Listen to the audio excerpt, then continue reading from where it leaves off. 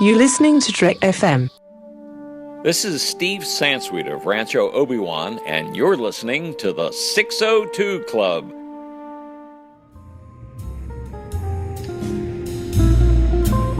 There was a little bar in Mill Valley where all the Starfleet trainees used to go. The 602 Club. You know it. I was there more times than I can remember.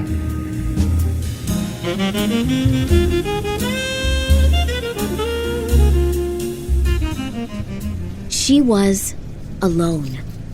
Something she was never meant to be. Her people were tribal, blood and bond, and her ability to use the Force gave her a galaxy of brethren from all species. Even after she left the Jedi Temple, she could feel the others when she wanted to. The ebb and flow of them in the Force around her.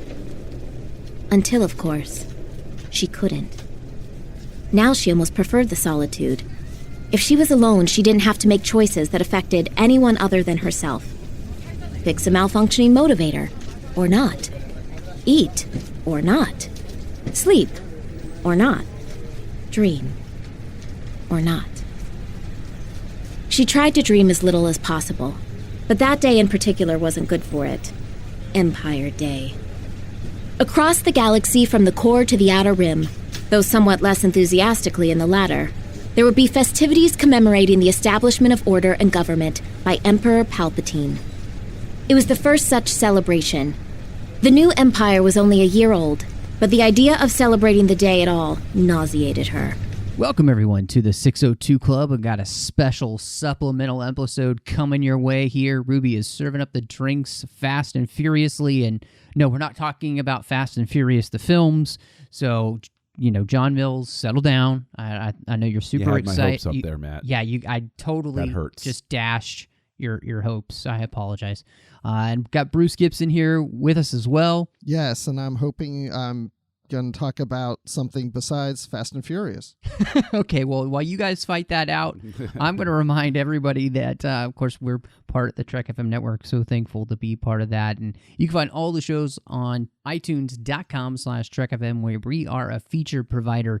And, Bruce, while they're over there checking us out on iTunes, what should they do? Hey, they should rate us. They should not only just give us, some stars, which you can do 5, which is the most, but also do a written review because it helps people find the show. Because people who like this type of show, like you, it makes it easier for them to find it when they go into the iTunes store. That's right. Well, they can also find us there on Twitter at TrekFM, Facebook at facebook.com/TrekFM. We have our listeners-only discussion group that you can find on Facebook. Type Babel into the search field there on Facebook, or if you're on our website, trek.fm, click discussion on any of the show pages, and that'll bring you there as well. And last but not least, of course, you can send us an email. Just go to trek.fm/contact, choose a show, choose the 602 Club, and that'll come straight to us. Now, guys, this is not what our supplemental is on, but I had a quick question for you because we got some news about that looming Han Solo, a Star Wars story film, and they found their Lando, Donald Glover. I think most people will probably know him from Community. Your thoughts quickly. Well, I'm excited because as soon as I heard this news, it was the first thing that got me excited about a spin-off film of Han Solo, because I wasn't that excited about a young Han Solo movie because it's not going to have Harrison Ford. So I've kind of put in the back of my mind of, we'll see when we get to it. But then when they announced Donald to play Lando Calrissian, I thought, you know what? I'm actually getting excited about this because now we're going to see Han, Chewie, and Lando together. And I'm like, okay, now I'm getting pumped. Now I'm getting excited. And I was also excited the fact that this was a Donald in the news that I was actually happy to hear about this week. Well, I can say that I was, I don't know that my excitement level has changed any, but I can say that it's nice to finally see Lando Calrissian get some love in the headlines having to do with Star Wars. I think it's long overdue, but they're obviously, they care with their casting with these new films, and I think that this is just further confirmation. I think it's a strong choice. I think that he'll do a fine job. Whether the movie turns out well or not, is still up in the air. We'll find out, but I think it's good casting news. No, I agree with you guys. I'm on the side of, this is not the film that I'm really looking for and looking forward to, but the fact that Donald has been cast as Lando is exciting to me. He's a fantastic actor. I've enjoyed in Community. He has a great range, comedic and otherwise, and so I think he is a perfect choice to play a young Lando. So I have no problems with this, and I hope that they'll find a way to, in some ways, kind of ground the Lando character, who is talking to somebody on a Facebook chat group that I'm on with Bruce called Twi'leks of the Night. And one of the people there mentioned something about, the Lando really seems to have become more Billy D these days. And it's kind of almost like a parody of Lando. And so I'd like to see Lando actually be more serious, the way in which, John, we both enjoyed the Lando comics, which I thought was fantastic. So a Lando that's kind of in that area where he's, he still makes jokes and whatnot, but he also has a serious side, and he's somebody you can take seriously. He's not just there for the laugh. And so I would really like to see just a more nuanced side of Lando. So this is exciting news, and I think they picked an actor that can do that. So to me, that's the best part of this news. So, well, we were not here to talk about that, but I thought, we're doing a Star Wars supplemental show. We should probably just comment on some news that just came out. And I have two incredible Star Wars gentlemen, so I needed their opinion. And I know the listeners, you needed their opinion, because I kind of live and die by the opinion of John and Bruce for so much of my life, and maybe I shouldn't do that. But anyway, we're here to quote to talk Obi-Wan, about I'm so sorry. Yeah, we're here to talk about the newest Star Wars book that just came out, Ahsoka by E.K. Johnson, which is a lot like the Lost Stars novel. It's a YA novel, and so, but big deal that this was coming out. I mean, huge press release for it. Ashley Eckstein actually did the audiobook, which my wife has listened to a couple of times now. She loves the audio version, listening to Ashley read the book. So very cool. And I think the hype around this, too, was really neat to see, just for me. Even just coming into it, it was neat to see that a character like Ahsoka, a character to which I loved from almost the very beginning, had garnered this kind of hype.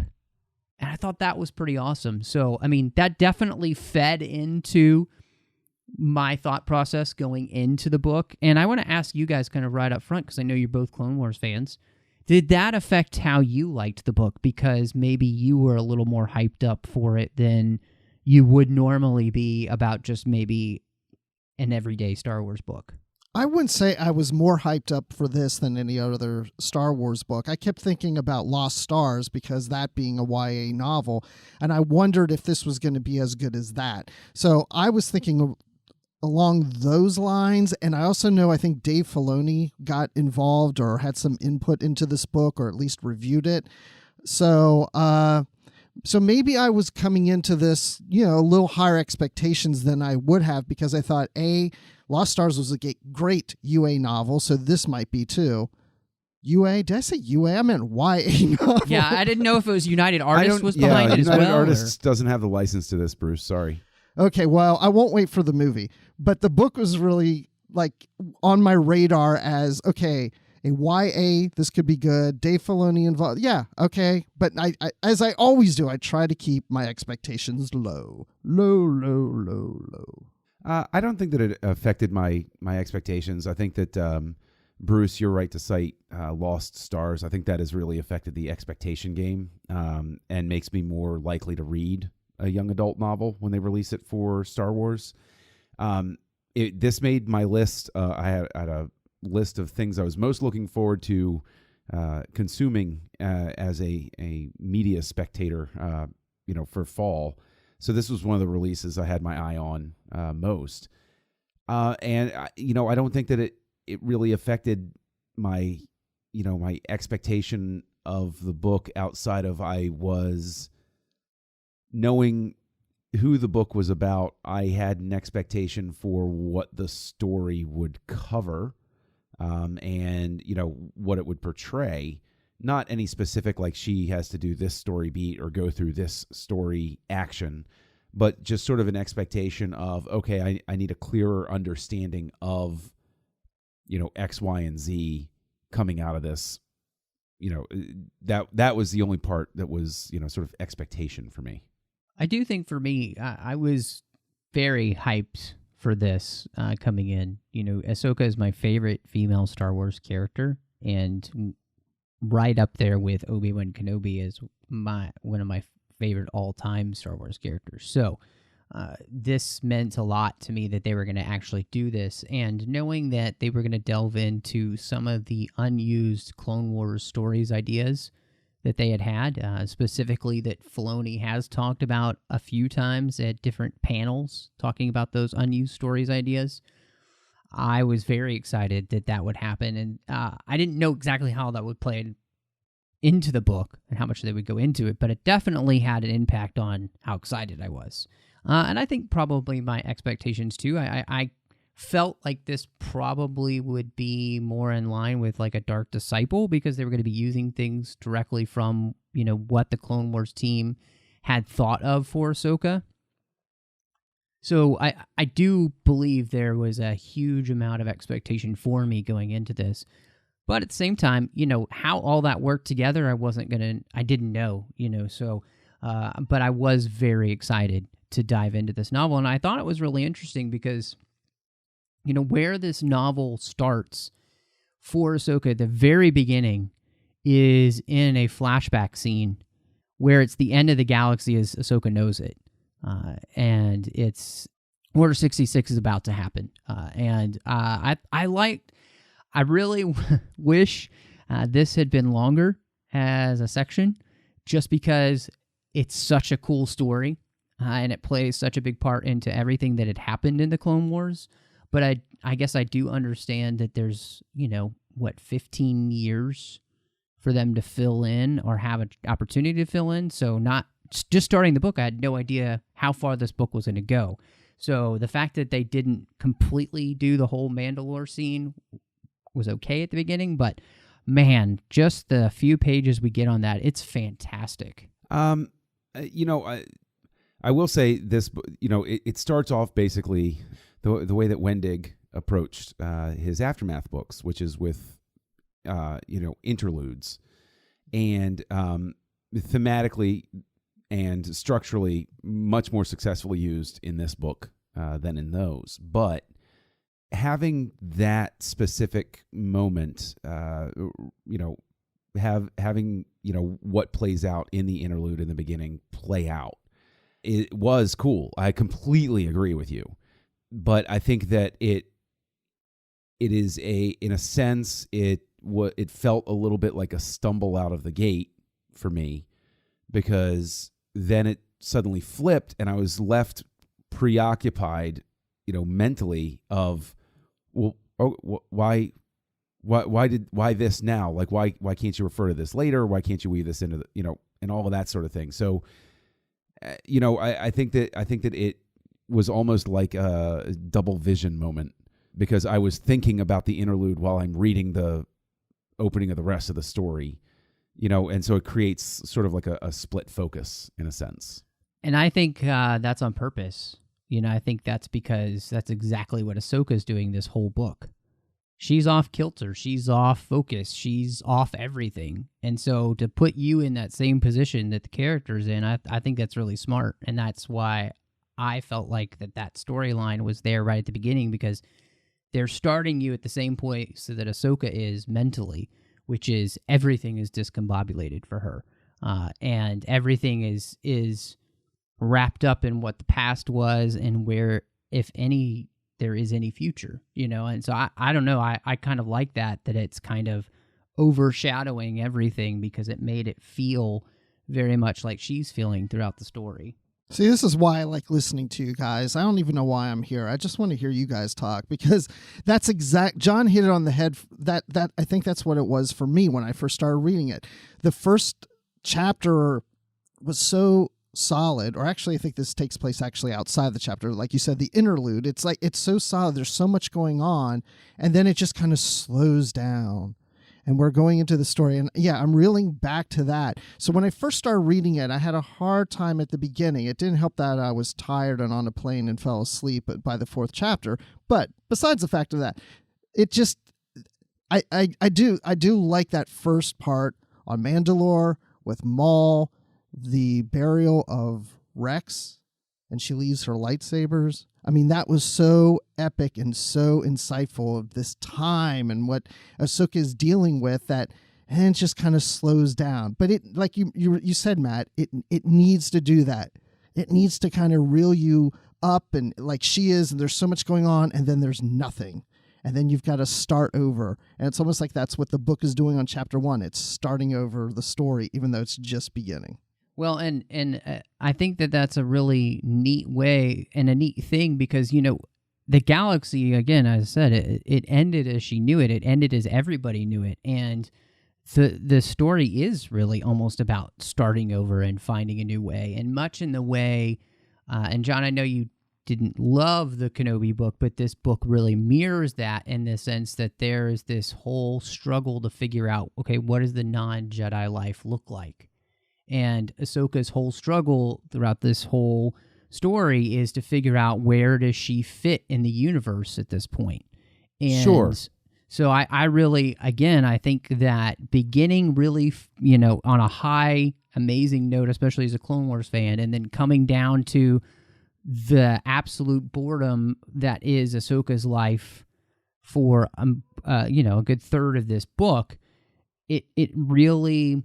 it encapsulates, again, just exactly what she's going through and how difficult this transition for anyone who is a Jedi. I mean, this is what Kanan kind of goes through in A New Dawn, with trying to figure out what life's going to be like and all that kind of. So I just liked all the different ways in which it's kind of paralleling different storylines to which we know, and seeing how, you know, Ahsoka deals with it, because it's different than the way that Ben Kenobi ends up dealing with it, and it's different than the way that Kanan ends up dealing with it.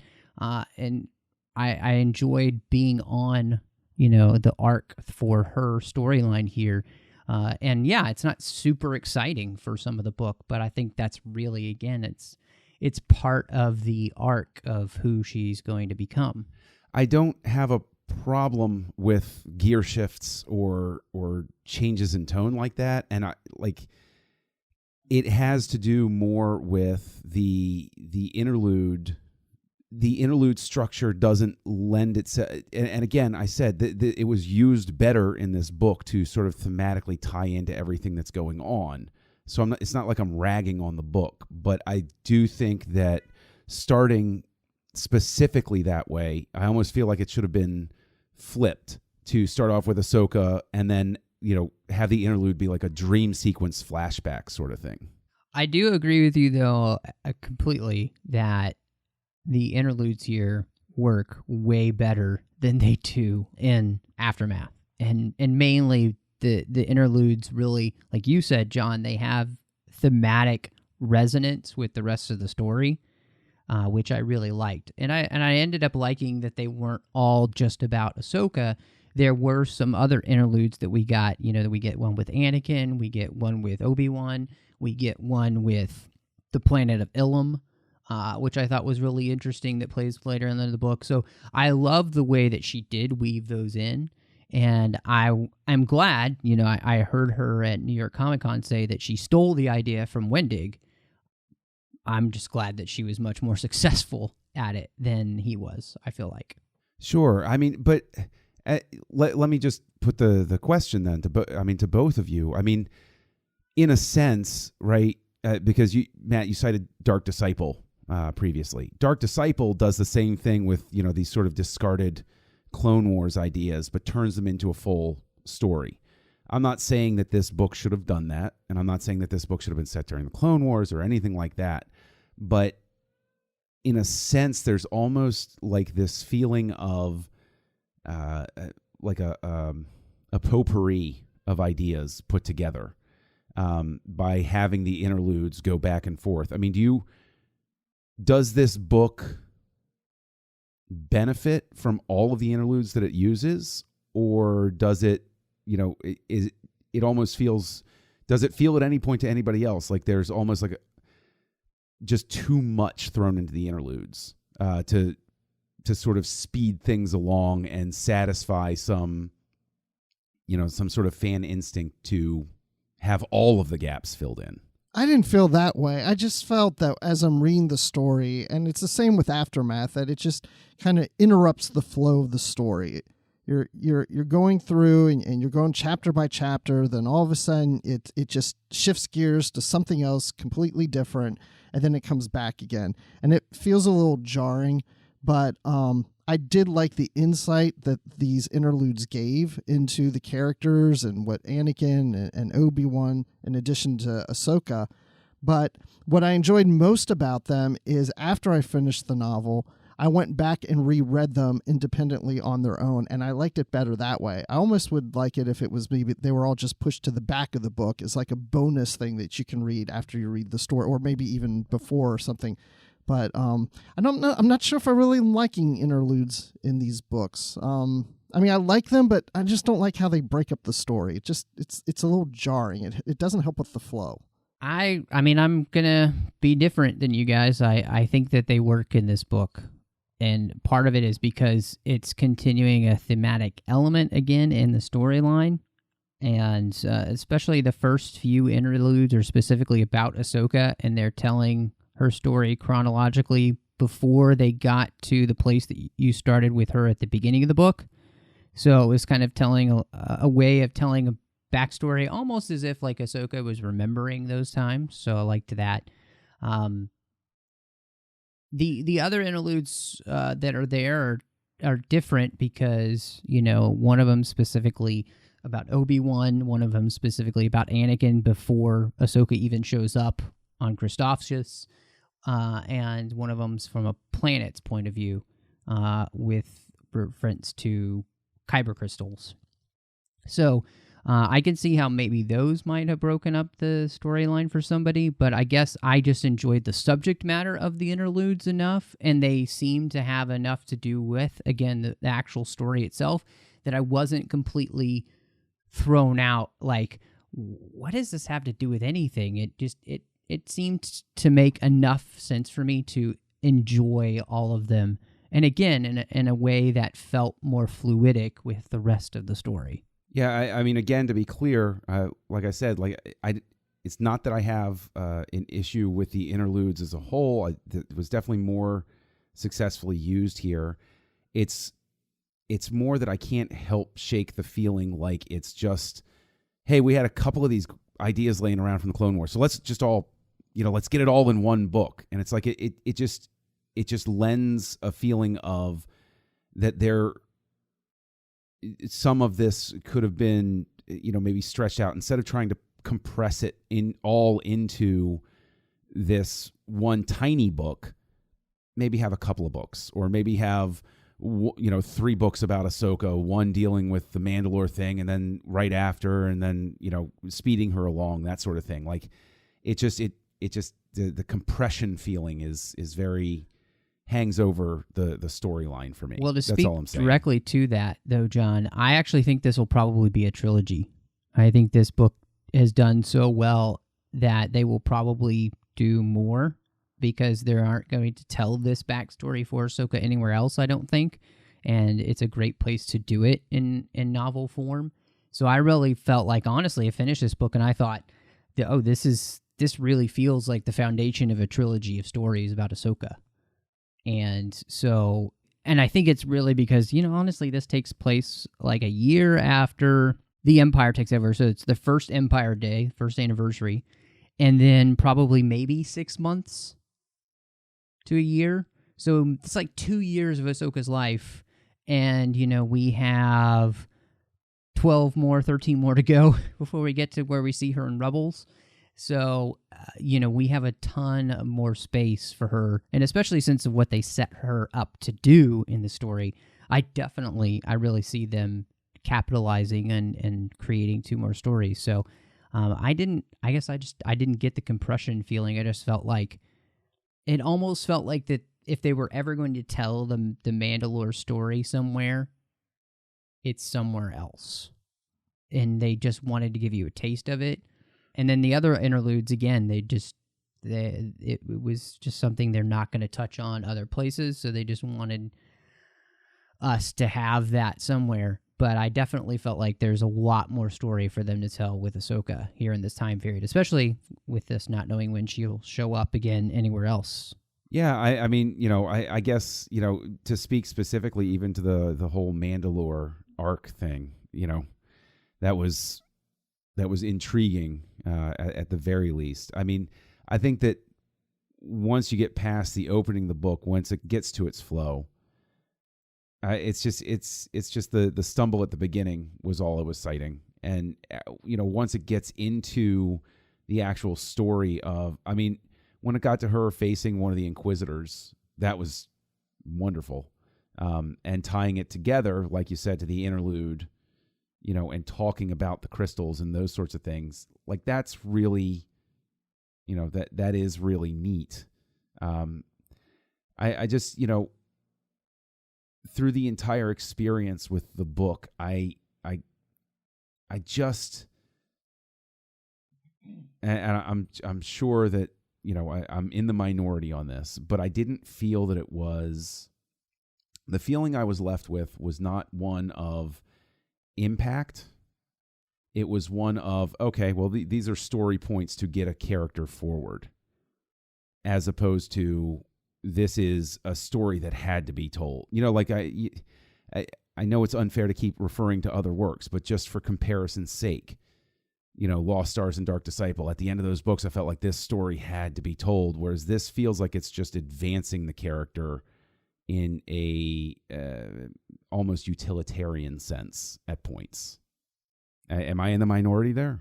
Well, I would just say that, yeah, I'm kind of in between because I like the interludes when they had to do with Ahsoka. It was almost like flashbacks and giving you some backstory on Ahsoka at different points. When there was an interlude and it's about Anakin, who's not involved in the story, and Obi-Wan and the kyber crystals, that's when it felt more jarring for me. I see, and that's where it feels maybe more like forced in or trying to give you too much, that it's just like, here, I'm going to throw this in and let you know something about Anakin or Obi-Wan. But with the Ahsoka ones, I felt those fit better. It just felt like flashbacks and giving you some backstory to her character and what she's dealing with at the moment. I like those better within the story than the other ones. Yeah, but I'm not talking about just the interludes. I'm saying that like the story as a whole felt more utilitarian than dramatically weighty to me. That's sort of what I would say that, and I told Matthew this earlier. The story was okay for me. I felt that there was a lot of good information in the book, and I think that's kind of what maybe you're saying too. It's like there's some good elements in there that they're educating us about Ahsoka and what's going on at the time, but it didn't, as a story, that's the weak part for me. Not that it was a bad story, it just that was the weaker part for me. I was thinking a lot about this because, John, I knew where you were going to come from because I read your review, and Bruce and I talked about this. And so I was thinking, okay, where do I put this story? How do I counteract? Because I don't agree with either of you. This story to me feels like Weapon of the Jedi, where we're filling in some really great information about Luke. Did you have to tell that story? Did you have to? No. But does it add something to what I know about Luke, especially when I watch episode 5 now? Yes. And do I enjoy that? Yes. So to me, this story feels like, okay, so I know Ahsoka shows up in Rebels. There's 15 years of Ahsoka on her own doing something, what's going on. So to me, that's how I look at this story. This is us getting her from the Clone Wars to Rebels, and because I know that she lives, it does change the storyline. And I guess it could make it more utilitarian for some, but for me, I enjoyed the story. I enjoyed where they went with her. I enjoyed how they got her to the point where she moves from the galaxy is ended to I can find my place in the galaxy again and what I'm meant to do next. This is the thing, is like we're not necessarily saying we're not too far apart on this. The three of us, I don't think. And to use an analogy just so that I can work Fast and Furious into this, because you guys took shots at it earlier, this book is a lot like Fast and Furious, the fourth movie in that series. It gets the story forward, it gets things moving, and in a sense, in terms of the broader arc of the Fast and Furious series, it's necessary. Otherwise, you have no way to bridge from 2 to 5 and all of these sorts of things. But at the same time, there's very much a feeling imbued in Fast and Furious where it's like, oh, okay, well, all right, well, this is just, we need this story to get where we're going to. As opposed to when I watch Fast and Furious Tokyo Drift, and I'm like, whoa, that was amazing, and I know everything that they were saying and what they were laying thematically. That's all I'm saying. Like, I like them both, but just one serves a different emotional sort of resonance than the other. Okay. Well, let me add to I love Kenobi. But I'll tell you why I like Kenobi better than this book. And again, I don't want it to come across that we're trashing this book. I don't think we are. We're just, just talking about those things that didn't work as well maybe for us. But what I like about Kenobi is I really loved the secondary characters. I really got to know them. And so even though Kenobi and maybe this book, there's long periods of time where there's not a lot going on, I was invested in the Kenobi characters where I wasn't as much invested in these characters. So it didn't seem to really move along the way I wanted it to. I love knowing what's going on in Ahsoka's life, and there's not going to be a whole lot going on because she's in hiding, but just her interaction dealing with these people, I was just like, they just didn't mean that much to me. It just didn't feel that much about her helping these characters because I just didn't care about them that much. They just didn't do anything for me, as opposed to Kenobi where they did. So that's where I feel it kind of slows for me. Now, see, this is what's so funny is the three of us are, and Bruce, you're absolutely right. I'm not like kicking the book. I don't think we're like trashing it. We're just hitting those parts that it just didn't quite click. But I'm going to turn that around on you, and I'm going to say that there's actually an aspect of this that I liked better than Kenobi, which was another book that I was somewhat lukewarm on. And it's that when Ahsoka starts getting involved in a larger scale of helping people, that actually feels more organically the way a Jedi would, who was in hiding, who had to keep their identity secret, the way that, I think it's Bale that says, like, I look for patterns of people who are suddenly helping somewhere, like inexplicably. And Ahsoka, when she goes about it, it worked better for me than when in the book, in Kenobi, when he's essentially just being a Jedi on Tatooine. And I'm like, you're not doing a very good job of like masking your identity. Like Ahsoka very much came across as, this is somebody who I could believe people wouldn't know whether this is just a good Samaritan going around, and people aren't going to piece together that, it's a Jedi. There's no lightsaber interplay. She's, refraining from using any of her powers, and she's just doing these like real quick hit and fade help missions. Like she's like, oh, somebody needs help, and like she goes and does something really quick and then, fades into the background again.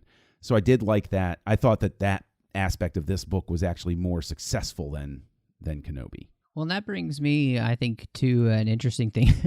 When I was reading this book, all I could think of was the beginning of the TV show Arrow, where he's like, I had to become something else. And that's kind of that process that Ahsoka goes through in the story of, realizing she can't just sit on the sidelines. But she hasn't been able to find what her place is. And I loved watching that struggle between her, because I'm with you, John. I think it was really, Ahsoka is a very different character than Kenobi in the sense that, Obi-Wan has a specific mission. Ahsoka doesn't have any mission. One, she left the Jedi Order, so she's not even a Jedi anymore. And two, she is basically just kind of running for her life in the sense that if anybody did find out who she was, she would just be tracked down. And so her deciding to act in any way, shape, or form really does put a target on her back without necessarily having an idea of what she's supposed to be doing. And so being kind of disenfranchised from a whole different life and then trying to find that new mission, I thought was really an interesting storyline. And like you said, I loved when the story picked up and that became the thing, how we were going to connect her to basically Bail Organa and get her involved in the rebellion. And that stuff, I just kind of like, I geek flailed all over the place when Bail and R2 showed up and that stuff started happening, because I was just so excited to see her be integral in Did you run around the building of room? rebellion. Yeah, I didn't run around the room, but I may have turned to my wife and been like, she's talking to R2-D2! I can see that. And also, just real quick, and she couldn't be a Jedi, but then she had to be a Jedi because she had to help those people out, and they got mad at her, and she thought it was because they thought, oh great, she's a Jedi in hiding and she's endangering us. And they said, no, that's not why we're angry at you. It's because you could have helped us out earlier and you didn't. So you could have like revealed yourself and done something and you didn't. And they had anger towards her. And I like that part. I thought it was good. I also, I did like too, as you were talking about, John, when she's moving around, I guess it's the last third of the book, and she is helping all those people in the Outer Rim, and the Force just kind of keeps seemingly guiding people to her that need help. But I loved the kind of unseen hand of the Force in the story, in the way that it moves Ahsoka around. And yeah, I really like, too, the thought process for her as she's trying to figure out what she's going to do. And as she begins to connect the things that, like, specifically in the Clone Wars, that they did as the Republic that helped set up the Empire, and how she feels partially responsible for that. I thought that was a really interesting insight to any, obviously Jedi that might still have been alive, to realize I was a part of building that up. I was fooled. I was duped. In the same way that adds to me something that I'm pretty sure that Yoda feels every day, and I'm pretty sure that Obi-Wan feels every day as well, and any other Jedi who's still out there. The funniest part that relates to that in the entire book is when Bail Organa makes a point to refer to the Emperor as the Chancellor. Yes. And he says he's like, Chancellor. Like he's making a point. He's like, nobody can hear me say it. I'm going to say it. Chancellor. Ha, ha, ha, ha. Now I have to go call him Emperor. He's in there going, Chancellor, Chancellor, Chancellor, Chancellor, Chancellor. Right. And those are definitely story moments that I enjoyed a great deal. Strangely enough, I really enjoyed, one aspect of this, because there really are some parts that just fire off in a very organic way, but relay. That's the connective tissue story, but just are more organic than the others. And one of those was conveying how the Empire worked, how the Imperial military structure worked, and further fleshing out, the sort of like how Vader works, in a sense, by having the Inquisitor has no rank, but he shows up on a military base, and it's just understood. You do what this guy says. He doesn't have a rank, and you don't salute him, but he's the boss. And so that winds up, forwarding that. But also, I really enjoyed the character who was the number cruncher, who figured out what planet to go despoil next. That, I thought, was a really cool invention of this book, to have somebody... The accountant, basically? Yeah, basically. But somebody who's an accountant with lives. And it really, in a sense, brought across this idea of like a Stalinist sort of thing of, here's where they grow things, and we're going to destroy it, and they're all going to die because we can. What's the weight of the state? And we will bring it down on them. And he doesn't even care about anything like that, because that's always been, I think, something that the fans wrestle with, is who are these people that go around and build Death Stars and destroy planets and invade forests and those sorts of things. And then you find this guy. He was such a compelling character. I would have loved to spend more time with him, just because it's, he's one of the more chilling villains that they've had, because he's looking at literally lives in the balance, and then his equation gets upset because somebody with force powers showed up. Oh, I just need to fix the equation. I can still make this work. And it's that mind-numbing ability to just abstract suffering. And so, he was a really intriguing character. I really do wish we could have spent more time with him. Was that Jenneth Pillar? Is that who we're talking about? Yes, that's the guy I'm talking about. Yeah. I thought he was really cool. Yeah, we have, Jedi, we have the Empire, we have Inquisitors, but, it's the accountant that got John happy right there. And no, we're not talking about Ben Affleck, but come on. No, I'm with you. It was really cool. No, I think you bring up something that's really interesting, John. The Imperial way, the way in which the Empire works is very fascinating. And the fact that it's only a year old and already it's known for oppression to places like Kashyyyk, which it immediately took over, apparently. Just a year into existence, it takes over Kashyyyk because, one, I guess it just doesn't want strong people like that, Wookiees like that, on the loose, and two, probably putting them to work. So I thought that was fantastic. And the fact that the only reason this backwards planet was ever thought of is that it was a place that they could grow the food that they needed to make the nutritional supplements that they're feeding to the Death Star workers. Because this nutritional supplement is for people who work in low gravity or no gravity situations. So just thought that was fascinating that the Empire already doesn't care about anything. They will slash and burn agriculture, all they need to do what they need. That they'll put a complete moon out of business, basically, because this plant that they're going to grow completely destroys the soil. So absolutely no regard for any kind of ecology or long-term effects on the rest of the galaxy. No, it's just what we need. So, and you're the poor planet that the poor schmucks who have to deal with it. I take Star Wars vitamins every morning, and now I think I know where they come from, and I feel guilty for taking them because I know all these people gave up their land for that. Yes, but think of you know what? I'm not even going to. Never mind.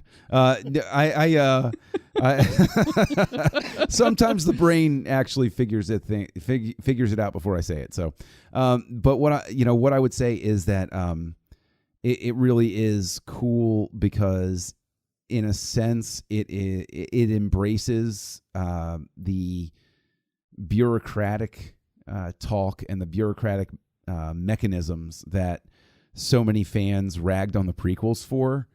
And this just embraces it. And, this is just like having a Senate debate about, a trade treaty and stuff like that. It's looking at the mechanism of the state that is, was rejected so wholesale, per conventional wisdom with the prequels. And here they've got a whole fan base flocking to it and reading all about it. Like I think it's almost like Lucas's revenge to have people sit down and read about these bureaucratic processes that go on behind the scenes. I think that's cute. Well, and what I thought was kind of fascinating is that by being here on Rada and seeing what the Empire does, we're kind of getting a good picture of what it looks like on other planets. And I was specifically thinking, this is a precursor to where Ahsoka is going to show up on Rebels, and my thought process was, this is probably what it looked like on Lothal too. That they come in, they create a curfew, they limit group gatherings, curtailing hours of cantinas.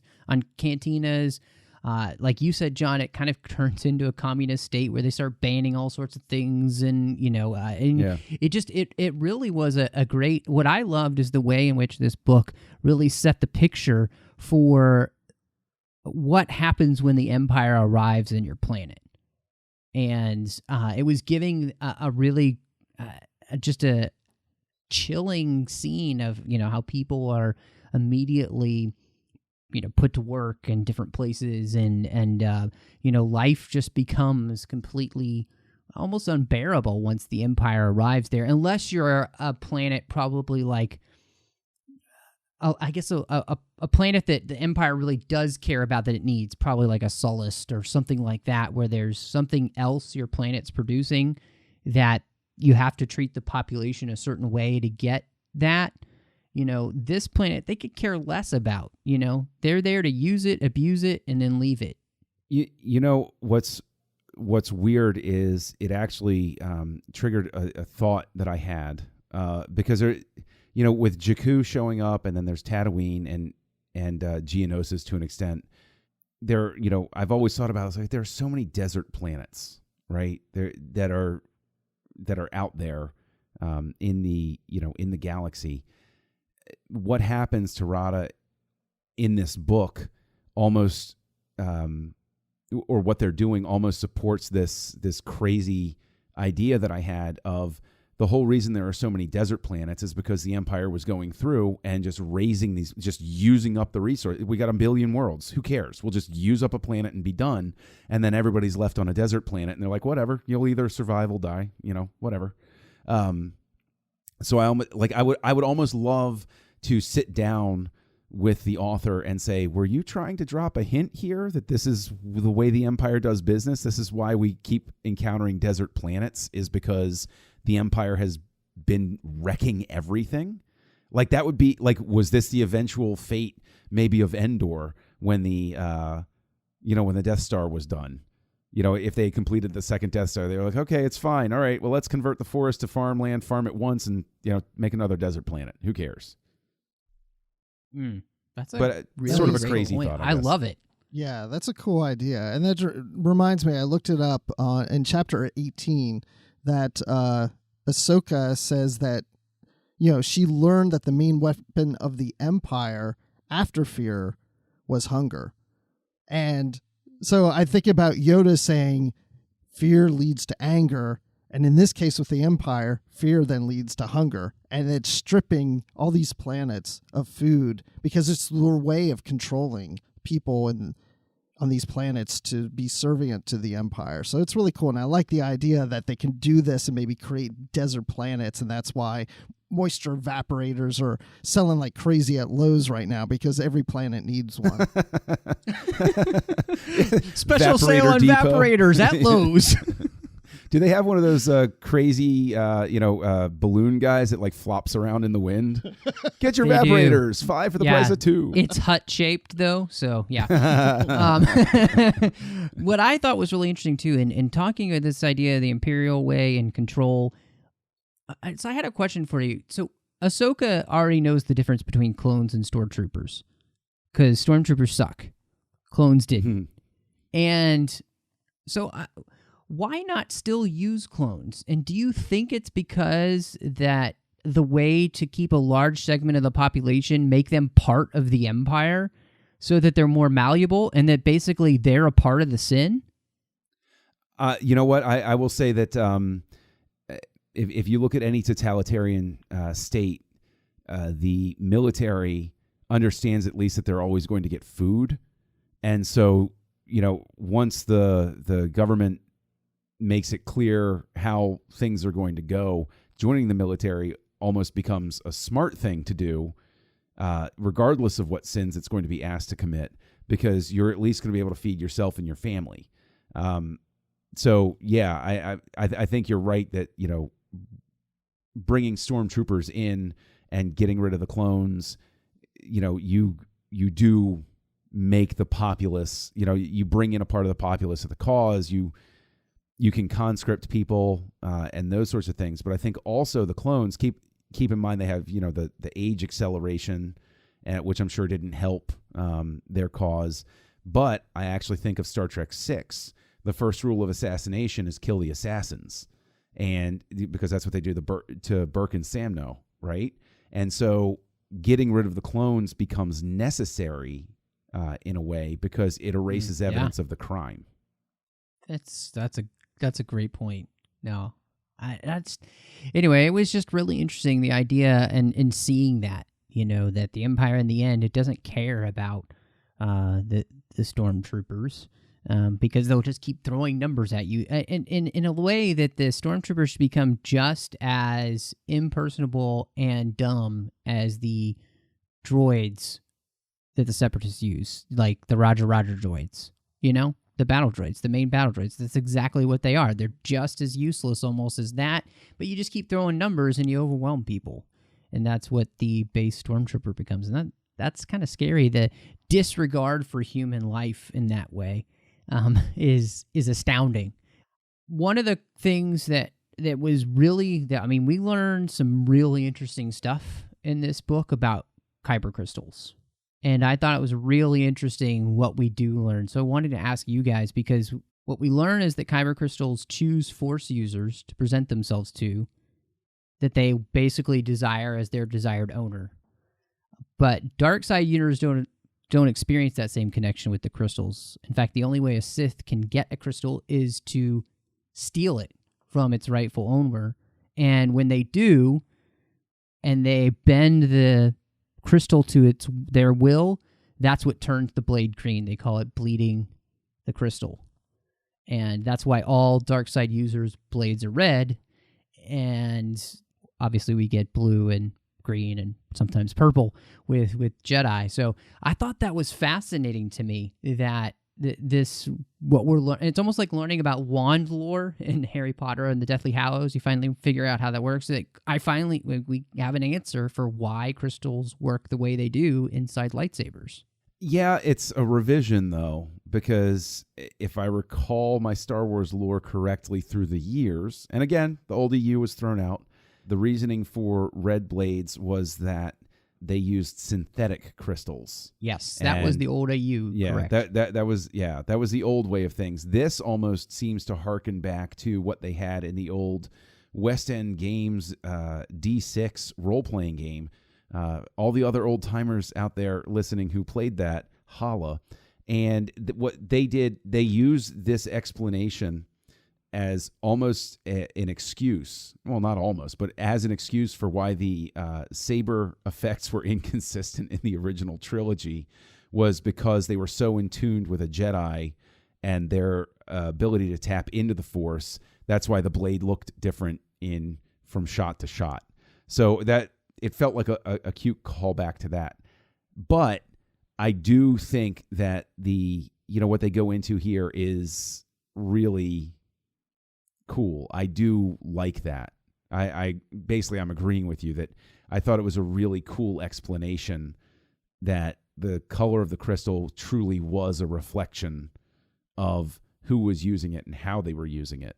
Although, isn't Windu's crystal different? Isn't that why it's purple? Because it's an Electrum lightsaber. Well, I will say that the other day, Pablo Hidalgo from Star Wars, the master over there, was tweeting about this and putting it into terms like Kool-Aid, like if you made Kool-Aid, different Kool-Aid packets. Yeah. And he mentioned that for Jedi, you have blue and green and sometimes purple. So I think purple is very rare, is my guess. And I don't know, maybe purple, we could, talk about the fact that Mace Windu always kind of skirted with the dark side a little bit in what we knew, at least in the EU, the Legends line. Yeah. So maybe that's why he had purple lightsaber, or maybe you just have to be a BA MF to really have. No, I have the reason. I actually have the reason. The reason is that Windu's crystal came from Kronos, and it bleeds Klingon blood purple. Oh, okay. Oh, okay. There you go. Shouldn't that just look like Pepto-Bismol then? Well, it depends what lighting that you're in. It looks kind of, it changes colors a little. But no, I love this bleeding thing. I this is my favorite part of the book. Well, that's all I have to say. I just love it. And they even said that even if a dark side user uses this will on a rock, even the rock would bleed. It's just such a cool idea that they have to obtain these crystals from a Jedi and then they bleed. I loved it. Hands down, my favorite part of the book. Well, and it's really interesting to me because then it makes, in a sense, the Sith just the perversion of the Jedi. They are complete perversion of that instead of anything else. And any dark side user is a perversion of the Force, which is always a balance between dark and light, which is, again, another really interesting conversation, especially as Ahsoka is moving towards the middle. And again, just like the Bendu and, maybe even Luke Skywalker, who knows himself in episode 8, moving more towards maybe the middle. And I thought it was so fascinating here because Ahsoka's lightsabers, and Pablo even tweeted this, nobody was more surprised than Ahsoka when she turns on her lightsabers and they're white. Yes. Love it. And what does that signify? And to me, I think that has to do with her connection in the Force and choosing basically the middle way.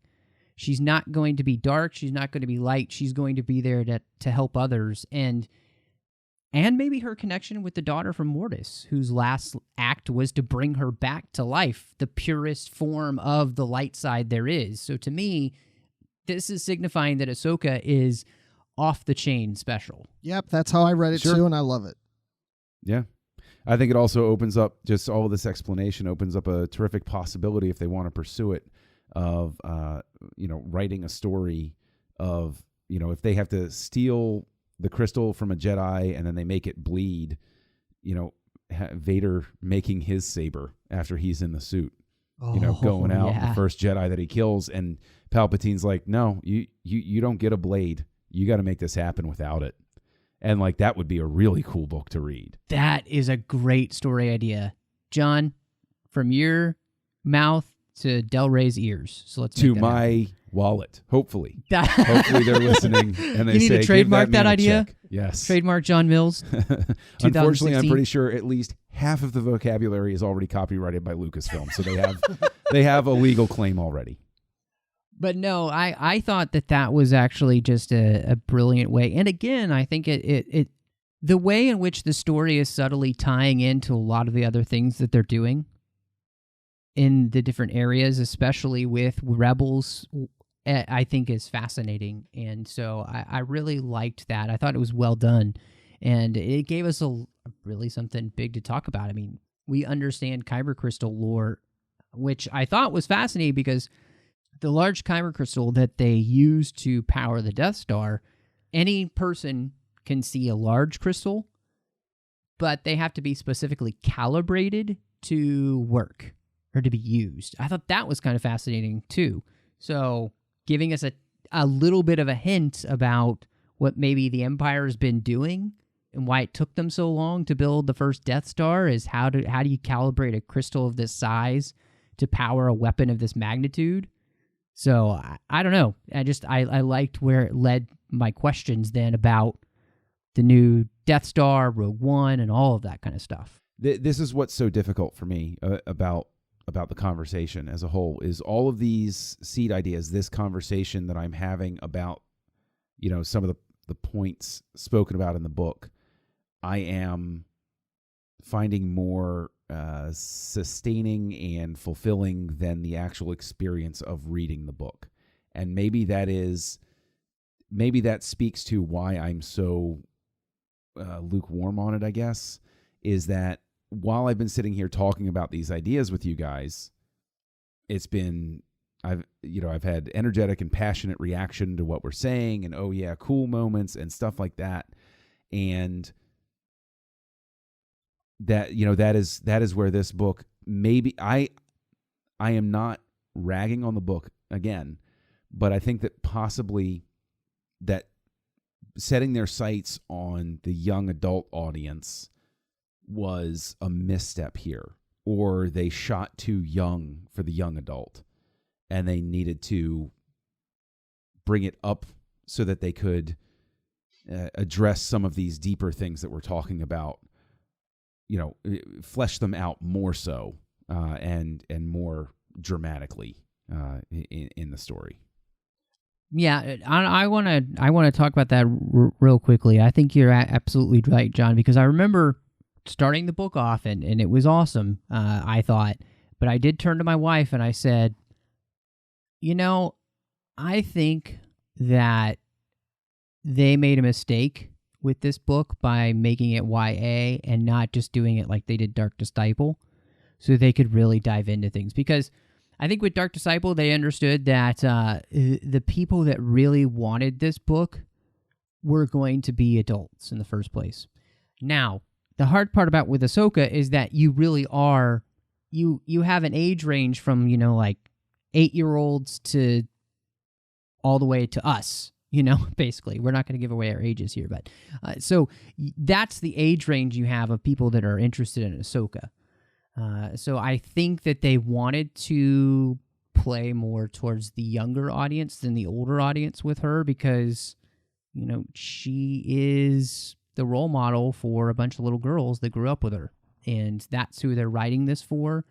They're writing it for us too because they're adding in those things.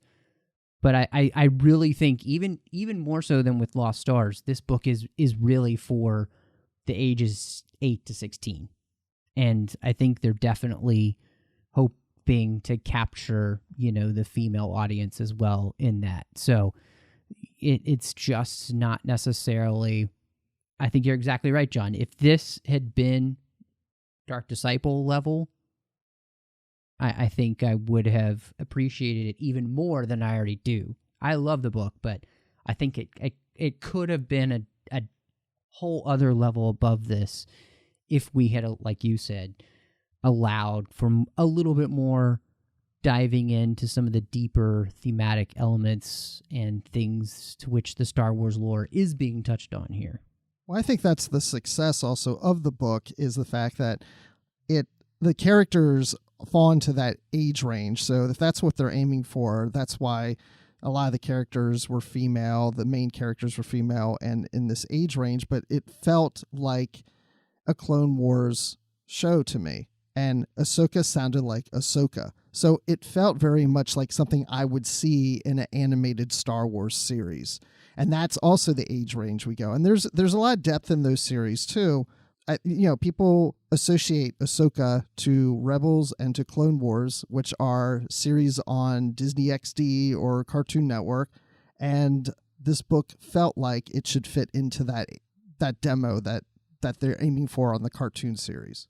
Yeah, no, exactly. And I think that's the struggle that they probably had with the story in general, like trying to find that balancing act. So I think that's a tough one. And moving on a little bit, the Inquisitors getting the sixth brother here, who doesn't last very long, especially against a properly trained Force user. I thought it was interesting that really, the Inquisitors' kind of main job seems to be more about searching and hunting down Force-sensitive children and younglings than it does necessarily about hunting Jedi at this exact moment, because that seemed to be the job at which the sixth brother was most preoccupied until a Force user showed up.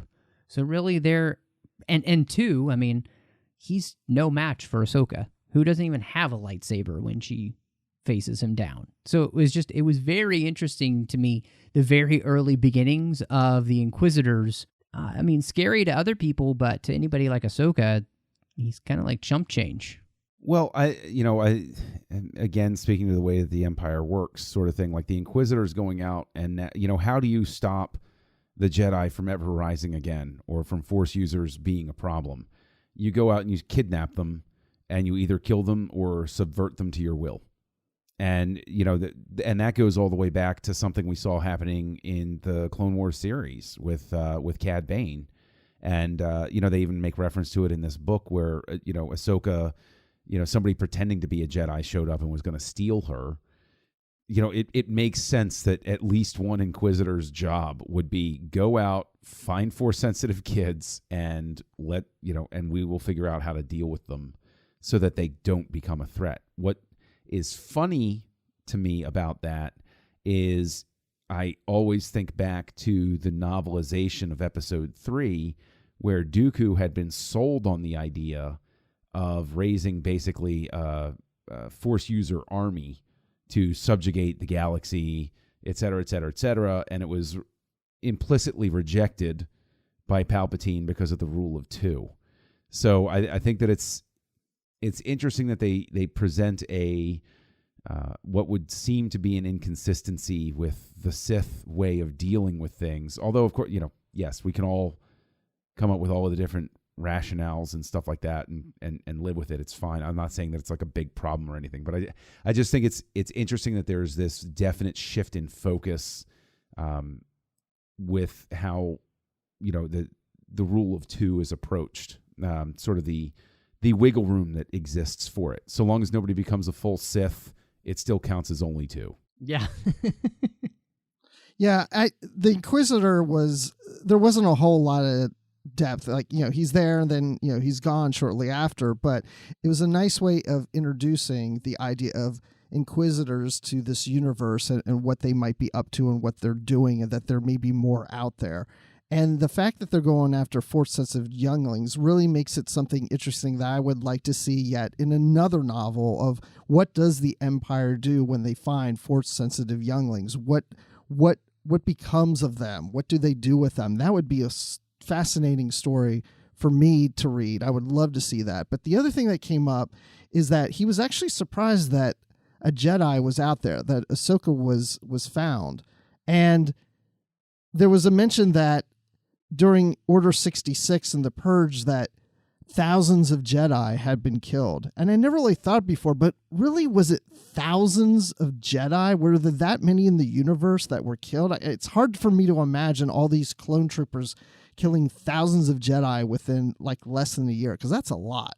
Yeah, if I recall correctly, the number, and it's never naturally expressly stated on screen, but I believe that the number bandied about in different source materials at the time of the prequels was something like 10,000, I think was the total number, and or thereabouts. Not precise. It might have been 9,999, and they just rounded up. I don't know, but I think that it was about 10,000, and that spoke to why the Jedi couldn't. That they're not supposed to be warriors, because they can keep the peace, because they can go around and they can take care of things as they happen, but they're not meant to be these, there aren't enough of them, for what shows up in the Clone Wars.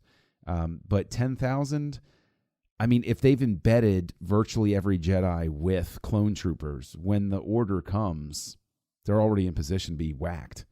And if you already don't care about whether the clones survive or not, and that, Yoda, he's lucky. He's off with 2 clones, cuts their heads off, and he's gone. But, you look at somebody like Ayla Secura. Any of the others we see. No, but Ayla Secura, even if she dodges that first group, she's got every clone trooper on that planet suddenly hunting her. So like, even though there are 10,000 Jedi, there are millions of troopers and conscripts and naval officers and ships and everything out there. What I find interesting about it is that it indicates that Vader and the Emperor aren't honest with the Inquisitors themselves. Like, the level of lying is such that they'll lie even to their quote-unquote trusted servants to maintain control over them. Well, and what it raised for me, it was really interesting because we see it a couple times here, and I turned to my wife and I said, oh, please don't let this little farty kid turn into the seventh sister. Because it's like, oh, that's not what I want to, right. Yeah. That's not what I want to have happen to this little girl. Even though it does seem like all of the Inquisitors come from a certain race, or maybe the Emperor does something to them to make them all seem semi the same, genetically engineers them in some way, which wouldn't be surprising after what we saw in the Clone Wars, where he's genetically working on, kids, Force-sensitive kids. So, but what all of this got me thinking is Ahsoka wants to do something to help these kids. And again, if this series continues, I would love to see her and the story exploring the idea of her creating some kind of underground railroad to be able to help them and protect them somehow. I think that would be really fascinating as part of her story. That not only is, because we see that in Future of the Force, the Rebels episode, where they're saving the child from the Inquisitors, and Ahsoka shows up and she lays the smackdown on both the fifth brother and the seventh sister at the same time. So she seems to have a real care for this issue, and that's something I would love to see explored. Bruce, I think on your side about the Inquisitor camp, Inquisitor summer camp over there on Mustafar, and then the Underground Railroad for future Jedi-lings or something. So I think that would be fascinating. There was this one time at Inquisitor camp. Sorry, I had to get that in there. Oh, my. Remember what I said about the brain sometimes stopping us before we say things, Bruce? Oh, I'm sorry. I also wasn't listening. It's okay. Neither was I. Yeah. He gave me some crap about me really paying attention. I wasn't really listening. So last big thing I thought was interesting was this idea of the failing order, that Ahsoka really sees the way in which the order, the Jedi Order, became trapped in its traditions and was not able to see or listen to somebody like a Barriss or even a Qui-Gon when he was around. And that they became so entrenched that they couldn't turn around. I thought that was really fascinating because also on the same side, Obi-Wan, in the little interlude with him, he realizes that Klieg's love for Shmi is what saved her, something that the Jedi weren't even allowed to have, and something that he couldn't make happen. Anakin couldn't make happen as a Jedi, but Klieg did. And that it just made me wonder, this whole thing, this whole idea of this middle road and seeing how the Order failed, how this is going to affect the Jedi in the future, because to me, it really almost seemed like that Ahsoka was more of a Jedi now than she ever was before, because she's being what maybe a true Jedi should have been. I mean, for me, it speaks to, who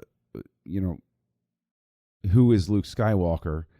And at the end of Return of the Jedi, he is the guy who figures it out, where your love and compassion can power your decision-making, and it doesn't have to lead to a bad end because you're also, in command of your logical faculties and you can weigh the whole picture. You're standing astride both the light and the dark and can bridge that gap. I think that it definitely speaks to the lesson that, the Jedi should have learned as a whole. But at the same time, I don't, I'll be interested to see how it continues to play out through the different source materials, because, Anakin's dodge in Attack of the Clones was, we're taught to have, compassion, which when you think about it is unconditional love.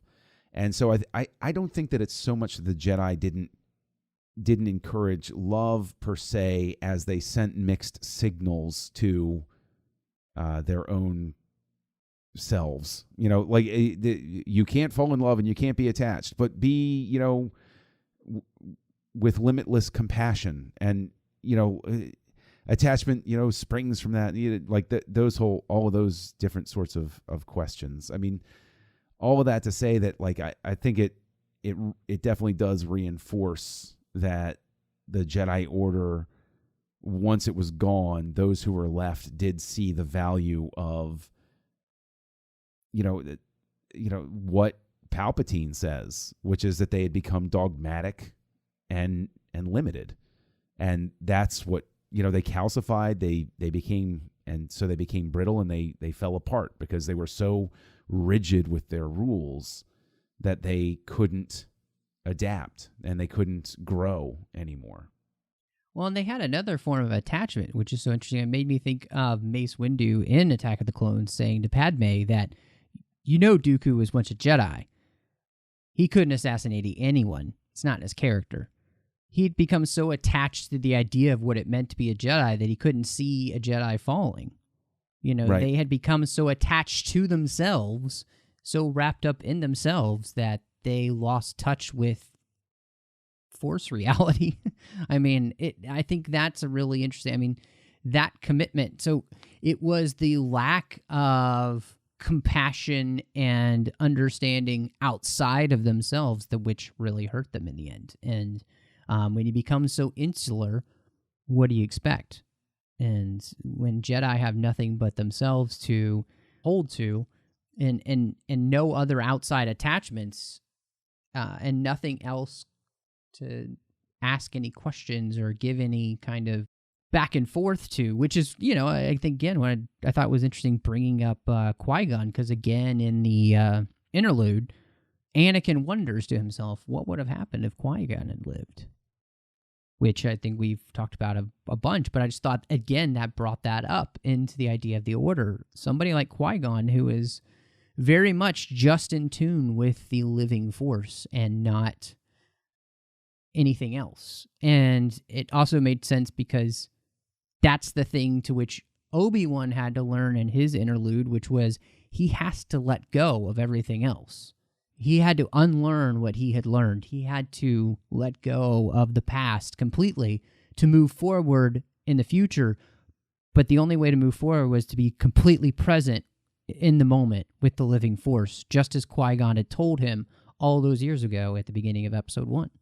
I don't know, just fascinating stuff. I mean, and that's, I think, the thing that for me that I really just liked about this book is that it was making me think a lot of great things about Star Wars and bringing a lot of thoughts to my head about the connections between the characters and the things that have happened, the different series, and the way in which the Clone Wars and I think Rebels are very much connective tissue between the two trilogies and bring them together. And I think I was really, really liking that this book was helping do that so well, just as those series had done. And so I guess we're just down to that time where I ask you, so Bruce, if you were going to rate Ahsoka, what do you think you'd rate it? You can do it out of 5 or 10 or...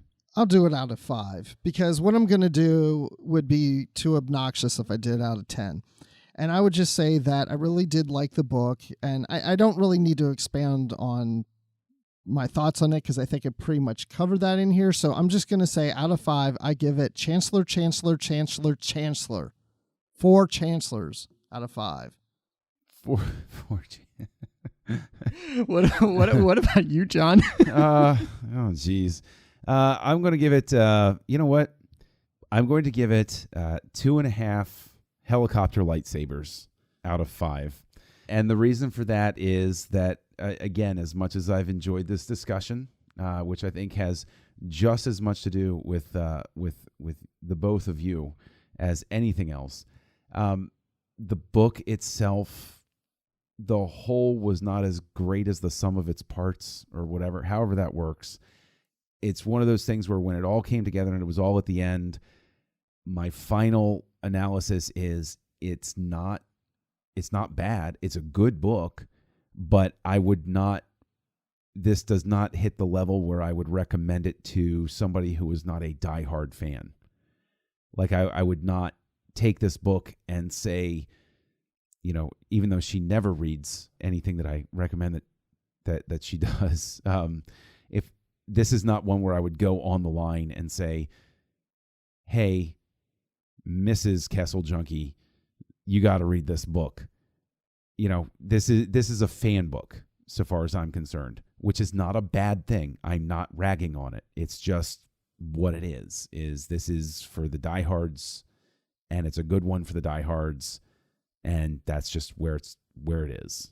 It's interesting because this is my +1's second Star Wars book to read. So her first was Lost Stars, high bar to set her up with, and this was the second. And as she was going through it, I could tell that it wasn't kind of hitting the sweet spot that she thought it was going to hit until the end, and now she really likes it. And she is a pretty big fan. Obviously, she hasn't read as much as I have, but she's seen everything that I have now. So the fact that this won her over and she is just diving into, the Star Wars continuum of lit, that this ended up pleasing her, I thought was a good test. For myself, I have to say, I like this story a lot, and I love... I'm so biased though, because Ahsoka is Ahsoka, and she's just anything Ahsoka is great with me, and I'm glad this didn't let her down as a character. It didn't harm the character anyway, so I was very pleased with that. It wasn't that happening for me at all. So that made me happy. And all in all, I really enjoyed where this starts, and I'm hoping, I'm kind of praying that this is the beginning of a trilogy for Ahsoka, and that this is only the beginning of the story, and we get to see more of her, because I think this is a character that deserves more. I think that the storyline that they set up with Bail Organa and being part of fomenting the rebellion's intelligence agency, basically, is really fascinating. I mean, how she's involved in setting all that up is great. The Force Kids idea is a great thing. So that's fantastic. And we didn't even call it out, but the little tiny scene that we got with Bail, with baby Leia, little toddler Leia running around his office. I mean, that kind of got me in the heart right there. Like, oh, that's, that was just a great, fantastic scene. And, we don't get much of that in Star Wars yet. And I hope we kind of get to see more of that, because it is neat to see how Leia grew up, because we know about Luke, but we don't really know about Leia. And it was nice to see that moment of, he's been a dad for 1.5 years now, 2 years, and this little girl is his now, and he feels that towards her, and all he's doing is to protect her. So all of that together, I'd have to give this 4.5 out of 5 kyber crystals. So white blazing kyber crystals. Guys, I love when we get to do this. I just love talking Star Wars with both of you. It is one of my favorite things to do, honestly, on this planet, and I'm so glad that we get to do it here in the 602 Club. We have great associate producers who allow us to do that through Patreon. Ken Tripp, Davis Grayson, Norman Lau. Thank you so much, guys. Now, they knew what I'm going to tell you, which is we are a listener-supported network here on Trek FM, and we definitely need your support to make sure that all of this keeps coming to you each and every week. We cannot do it by ourselves. The network is just too big for that. So go to patreon.com/TrekFM, and you can see how you can become part of our team and help make sure that all of the content from the 602 Club on comes to you and everyone else each and every week. Again, that's patreon.com/TrekFM. When you're not here hanging out at Rada's really awful cantina, just drinking the one liquor that we have, where can we find you? You can find me on Twitter at Admiral_Rex, and you can find me with you, Matthew, and Dan Gunther on Literary Treks here on Trek FM. And you can find me talking Star Wars fairly often on the Star Wars Report podcast. And John, when you're not bleeding crystals, where can people find you? Oh, I'm never not bleeding crystals, Bruce. You can find me as Kessel Junkie on your social network of choice.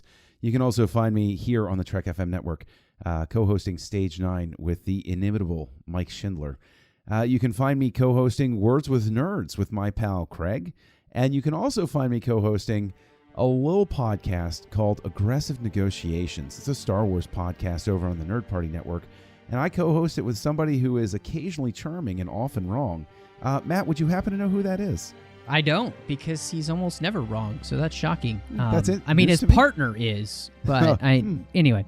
Well, you can find me on Twitter at MattRushing02. You can also, I'm usually calling Kessel Junkie out on when he's wrong.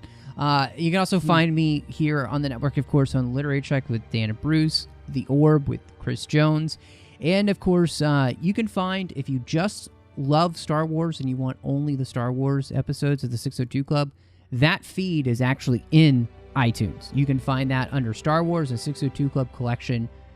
So check that out. Subscribe to that. You can also rate and review that as well. And of course, you can find me here on the 602 Club talking all things geeky. And I love being over on Aggressive Negotiations with John talking about Star Wars. So if you can't get enough Star Wars and you can't get enough of John and I, which I don't know why that would be, you want to check out Aggressive Negotiation on iTunes. Well, thank you so much for joining us, and may the Force be with you.